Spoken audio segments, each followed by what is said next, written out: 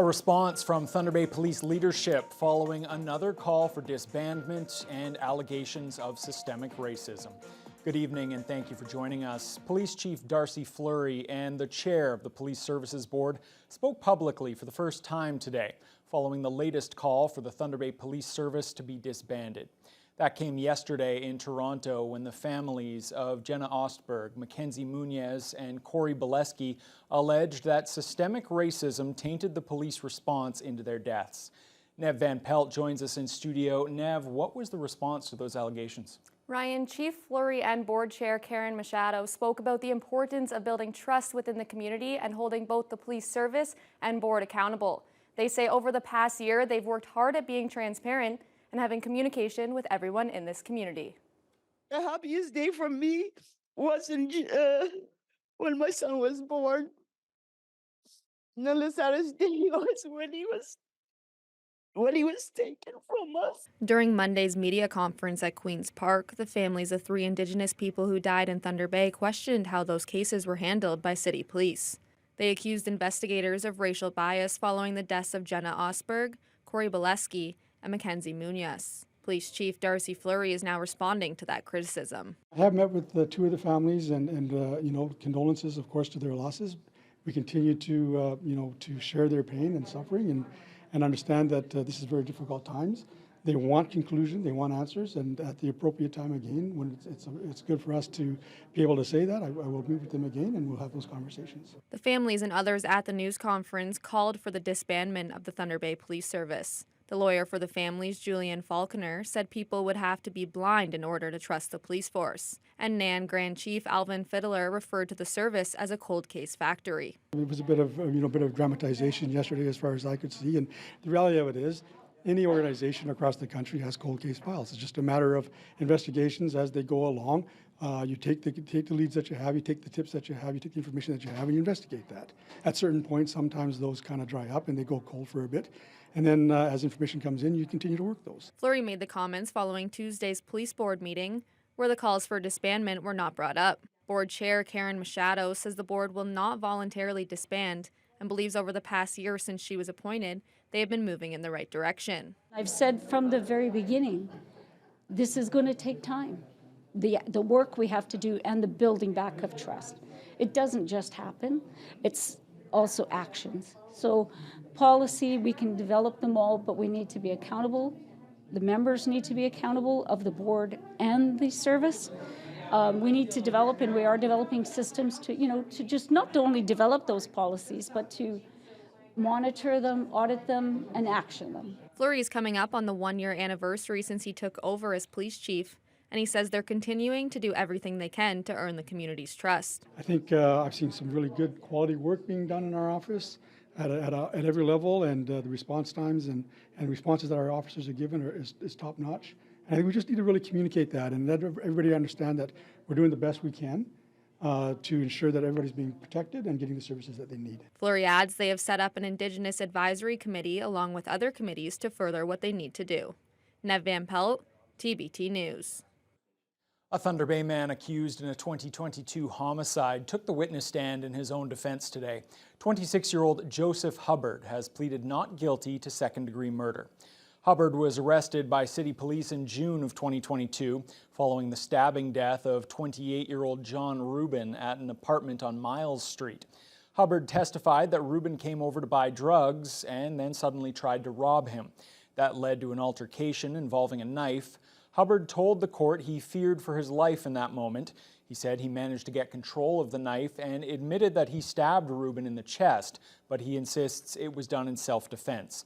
The judge will hear closing submissions tomorrow. The full story can be found on tvnewswatch.com. City Council has shown interest in the idea of designated homeless encampment sites in Thunder Bay, and potential locations are now set to come back in June. The decision came last night, but not before councillors questioned administration's work on the file and how effective the city's human rights-based approach to homelessness has been. Vasilios Bellos explains. The top item on the council agency was the city's planned response to homelessness and possible designated encampment sites.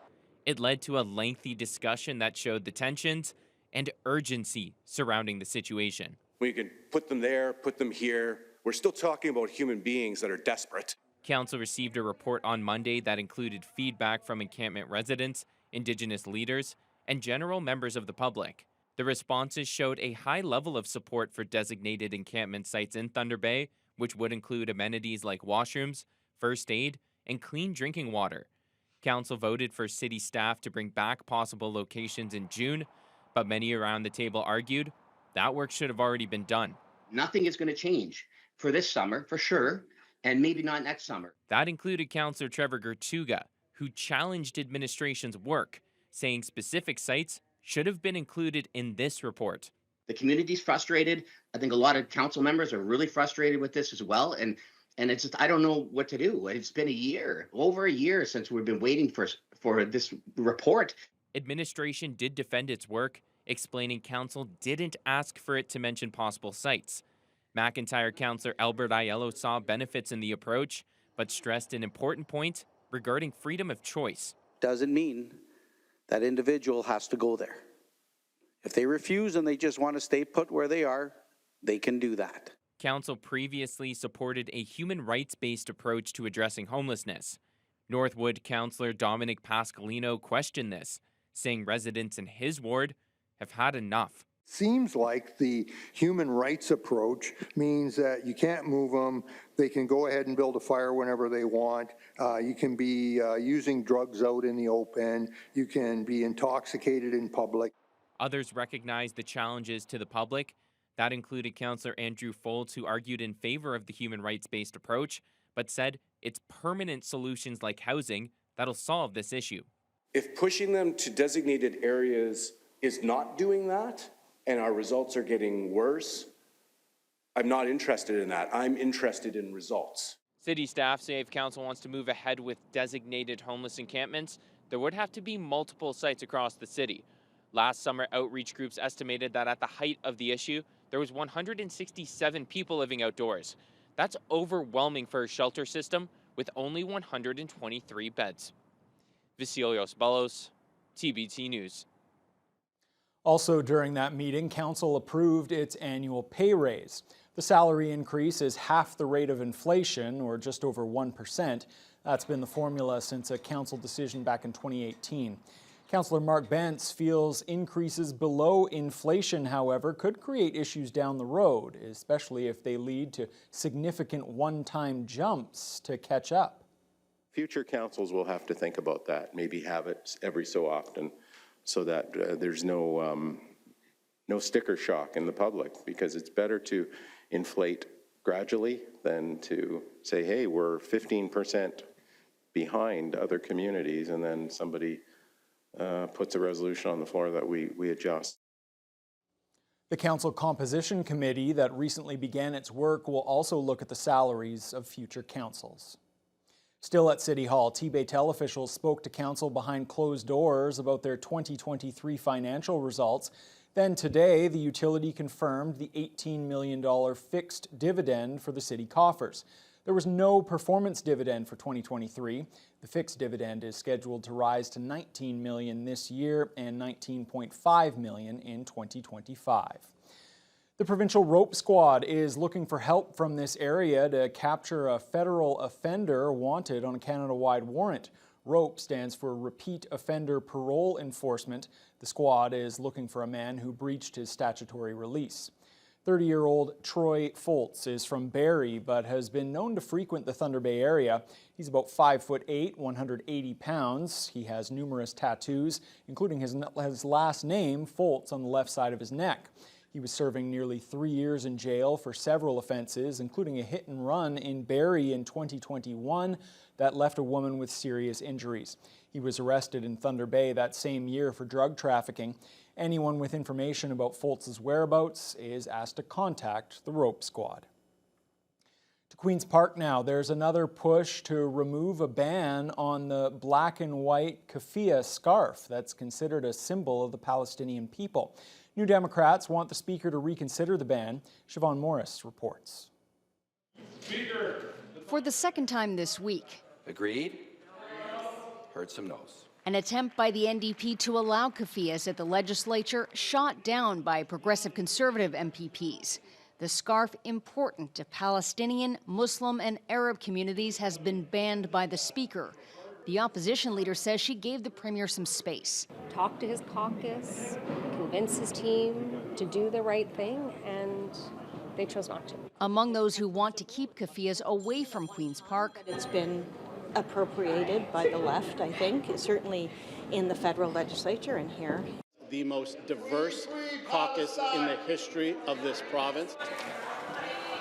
This House stands in recess. Question period interrupted by a handful of pro-Palestinian demonstrators, some holding keffiyehs. This is a garment that was in support of farmers to protect themselves from sunlight in Palestine. Independent MPP Sarah Jama defied the rules and wore her keffiyeh. This piece of clothing has been made political, and that is not the fault of the people whose family continue to be killed, who have now all of a sudden arbitrarily are being barred from entering the building with it on.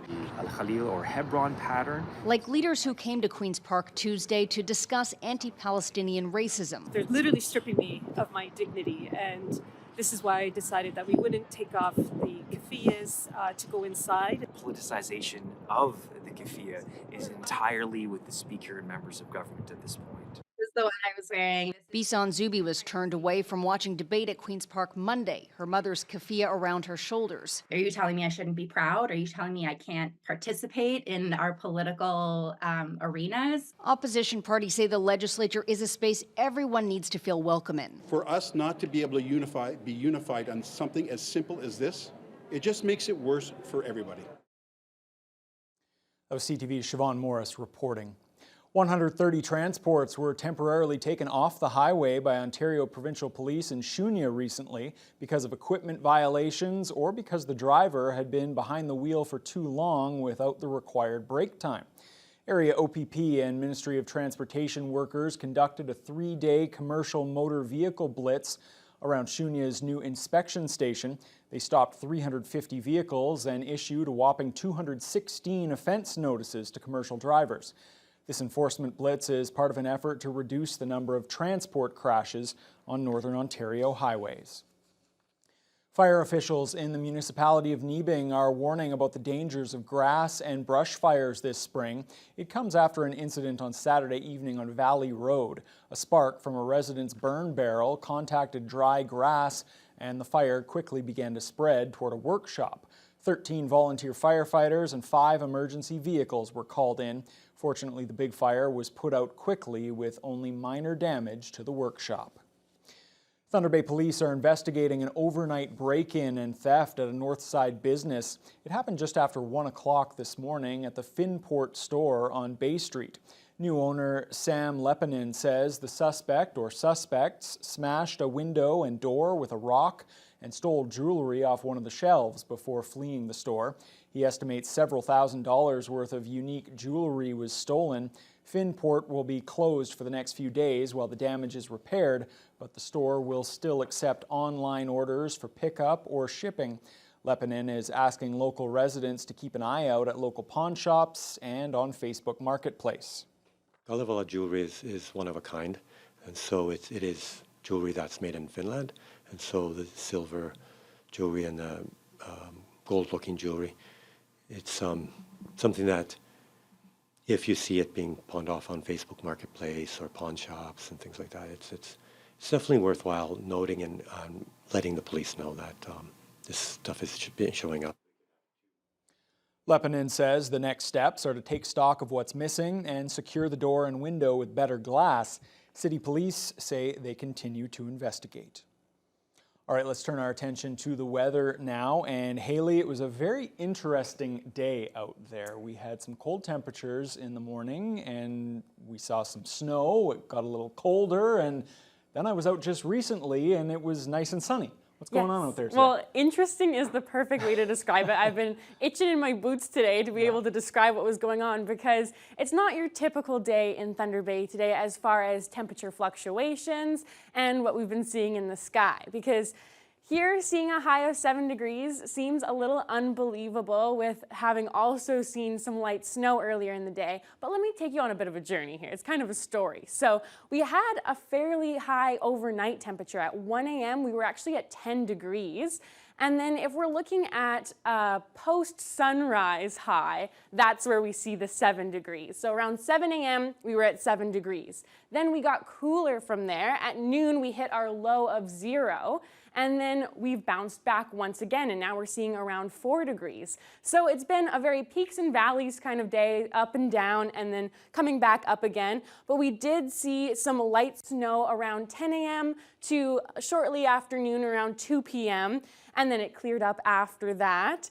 But yeah, very, very interesting day for us in Thunder Bay, but that was also a trend across our region as we saw some prevailing winds. So our precipitation was coming up from the south, but our winds were actually coming down from the north. So some northern areas saw cooler days, like Pickle Lake right now, they're just at -2. Red Lake's at 5 right now, and they actually saw a mainly sunny day, but some fairly significant winds from the north-northeast. And then Kenora and Dryden had very similar days to each other, a little bit of rain-snow mix in the morning and then a sunnier afternoon. Fort Frances is nice and sunny right now and actually at 9 degrees, and they only saw a low of 2 today. Atikokan is at 7 right now. Upsala and Nipigon saw similar situations to us today with the ups and downs. Greenstone's a little colder right now as well, but they are seeing sunnier skies. They had clouds for most of the day, so it's nice to see it clearing up a little bit now. And then Marathon, -2, -1 in Wawa. We're definitely seeing it colder there. And then Sault Ste. Marie had a very interesting day as well. They actually saw a sporadic 2-hour thunderstorm in the late afternoon. That's cleared up now. It was really interesting because they had a high about 15 earlier in the day, dropped down to 5 degrees after the storm, and now they're back up to 8 degrees. So wacky all around the region. But for tonight in Thunder Bay, we're going to drop down to -6, feeling like -10 with the wind chill because the winds will still be fairly significant from the north.